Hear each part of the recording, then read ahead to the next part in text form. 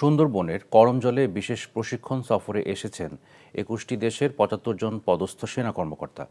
বুধবার তারা সুন্দরবনের করমজলে পৌঁছান।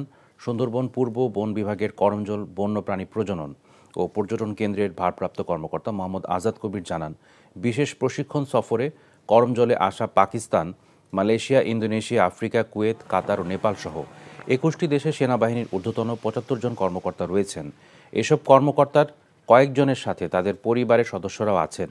পরে তারা সুন্দরবনের অপরূপ সৌন্দর্যের প্রশংসা সহ বন রক্ষীদের নিরাপত্তায় সন্তুষ্টি প্রকাশ করেন।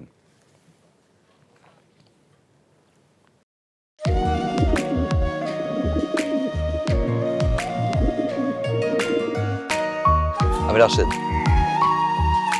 আমি সুফিয়া।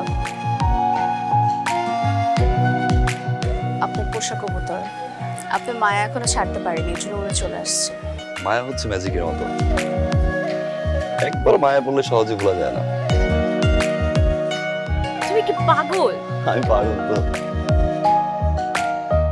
সুফিয়া,